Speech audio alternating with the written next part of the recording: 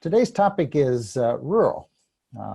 Is this an objective reality, or is it simply a perception that each of us has individually? I'm Randy Longenecker, and I'm a family physician currently at Ohio University in Athens, Ohio, where I'm the assistant dean for rural and underserved programs. I practiced for 30 years in a rural community in West Central Ohio, and there was program director for a rural training track. And when I first went recruiting for our residency, it became very clear to me that there was a lot of confusion around what rural was. I went to national conference and was pleased to see there were something like 100 programs there that were rural. Only when I looked into it, there was a rural program from suburban Philadelphia, and there was a rural program from maybe Sacramento. But it was really difficult for me as a program director, and I'm sure for the students who attended the conference, to figure out just what a rural program was. And so I got interested in this topic and have spoken about it on several occasions since. Here's a picture that I think many of us would agree looks rural, but I can tell you that out to the left there is a city of more than 50,000, which is a Ruka 1. And there are Ruka codes everywhere from 1 to 10 scattered throughout that landscape. This is taken from Shenandoah National Park, and you can see with the binoculars here the view that I had. If I had turned around and looked the other direction, I would have seen metropolitan DC, etc. And so how we think about rural from our own perspective very much depends on where we stand. I know the folks in Corydon know that they're rural. They are very rural, and we'll talk about how rural they are. But there are others in Ohio who think of themselves as rural even when they live in an urban place. There was an interesting article in the Washington Post this spring that had these two graphics. The one on the left is a graphic of what you get when you ask people where they live. Do they live in rural or urban places? And interestingly, 10% of people who say they're rural officially live in the center of a large metropolitan area by federal definitions. You can see that the urban people on the right, most of those who considered themselves urban were in fact urban, but there were a few who thought they were urban and in fact lived in a rurally defined location. The graphic on the left, on the right, I'm sorry, demonstrates what has happened over the past century with regard to rural classifications, and makes the point that if we use 1950s definitions for rural, if your county was considered rural in 1950, the current rural population would be 159 million. The problem is that many counties have increased in population since then, and just by that fact have become less rural. The other thing that has changed almost every census is the actual definition of rural. And so as we've changed the definition of rural, some of you may have grown up in a rural place and graduated from a rural high school, but using today's Ruka codes and the MI rural site, it may have been designated as urban. So, what does it matter whether we define rural or not? Everybody knows what rural is. Why do we have to get so particular about this? Well, how we think about rural profoundly influences individuals' choice of residency and practice. There are many myths around rural. And if I think rural is this or that, and I think that I would never want to practice there, because if I've never lived there, I don't really know what that's like. And when it comes to residency and practice, context is everything. well, not everything. It is important to understand how to manage diabetes in whatever context. And it's important to understand how to resuscitate a baby at birth in any context. But I can tell you, resuscitating a baby in a critical access hospital in Corydon, Iowa is a very, very different matter than doing so in Sacramento, California, in a large hospital where you have neonatologists and a team to call and help you with the resuscitation. And so context is really important, and to become comfortable practicing in a rural place, you need to spend significant time training there, or you're going to spend the first 5 years of practice learning what it's like. It does matter in matters of research in rural health. So when we say rural people are sicker, older, etc., how do we decide that? What's rural, what's not? And the rules and regulations and policies around health care are very much based on rural definitions. It matters to students because it may have a lot to do with any scholarship obligations you have.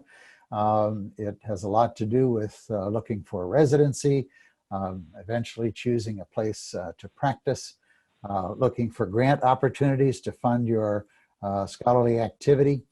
And it matters in practice quite a bit. Rural places are paid according to a geographic practice cost index. And this is currently undergoing revision. There are requirements around rural health clinics, and you may or may not have broadband access. And as we found out in the last several elections, political influence may be a matter of whether you're rural or urban. There are more than 75 definitions across all federal agencies. This is hard to believe, but it's true. And there are more than 20 used in the area of rural health in particular. The most common ones are listed here. And the metro, non-metro, or core-based statistical area, non-core-based statistical area definition is a county-based definition that many people are familiar with. But the Federal Office of Rural Health Policy recognizes that those definitions are sometimes not applicable to matters of health policy, and so they have their own definition.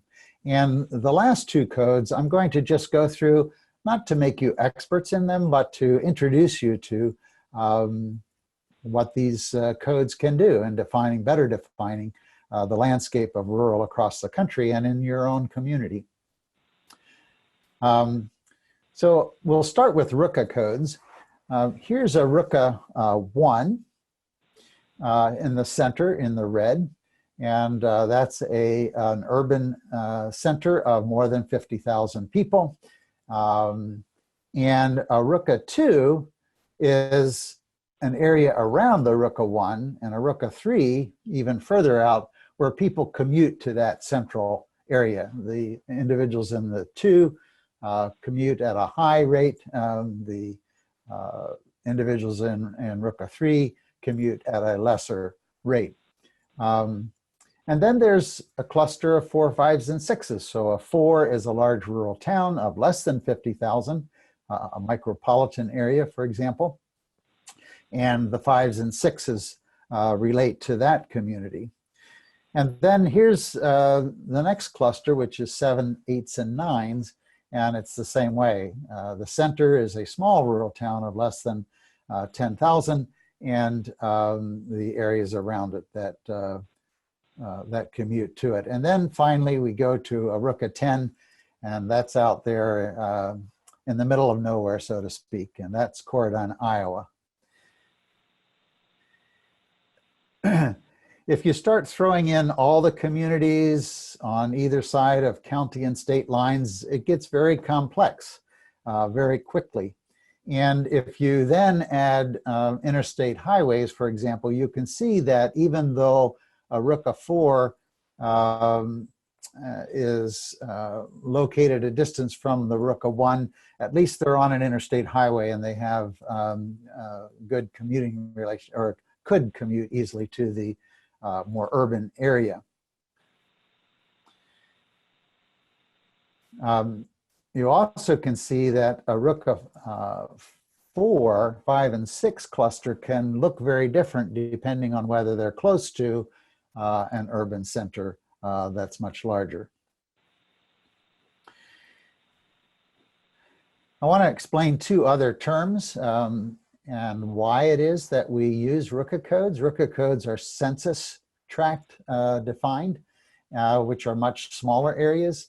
If you use the big counties in the West, you may find that an urban county has an urban place in one corner, but a county the size of Ohio is considered urban because that's how the code is determined. So Ruka codes are an attempt to give a little better resolution to the landscape. And this is underbounding. So there are both kinds of errors that occur in county-based definitions. Here's what Ohio looks like with Ruka codes, and the white star down there in the corner, that's where I am speaking to you from today. It's where I live in Athens, Ohio, and we're a Ruka 4 with 5s and 6s right around us. But we have a red area just to the west of me that's very rural, even remote. Which takes me to FAR codes. So FAR codes are frontier and research codes, or frontier and remote codes.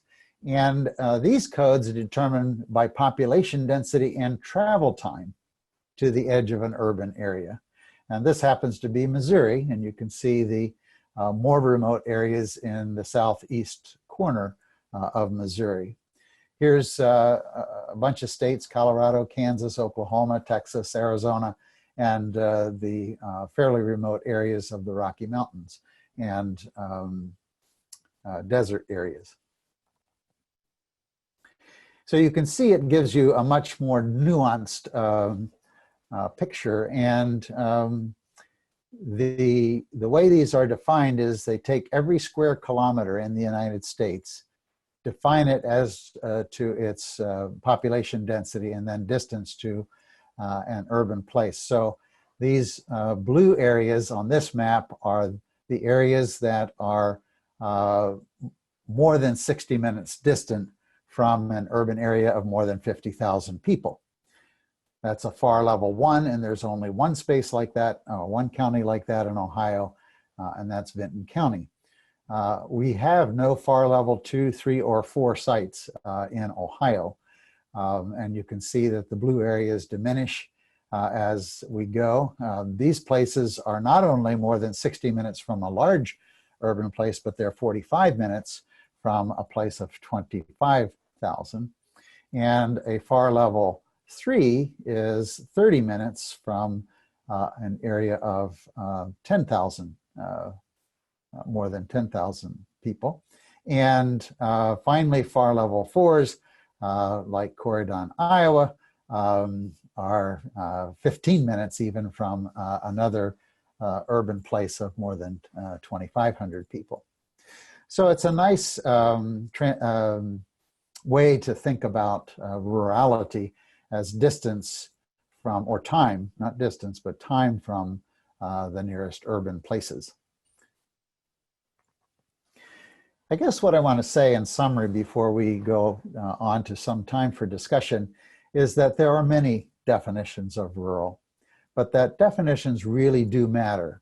I remember visiting Sandy Hook, Kentucky, and it took us about an hour to get to this place, and it was about as rural as they come, 400 people in town. But it was a Ruka 2 because in recent years, work has been, or the unemployment has been so high in that area that they have to actually drive an hour to the closest urban area. And so they were identified as a Ruka 2 instead of using something like the FAR technology, which would have more clearly demonstrated how far it is for them to actually get to an urban place. Obviously, rural and urban are a continuum, and to describe rural and urban as a dichotomy is really to be more less and less connected with reality, sort of like talking about racial diversity in terms of white and non-white. Wherever we draw the line is somewhat arbitrary. That's why there are 75 definitions for federal purposes. The line has to be drawn in different places, and sometimes it's better to use one definition than another. It's just really important that when I talk about my research, for example, that I describe to those who are reading my research which definition of rural I'm using. Perceptions are also real and very important not to discount.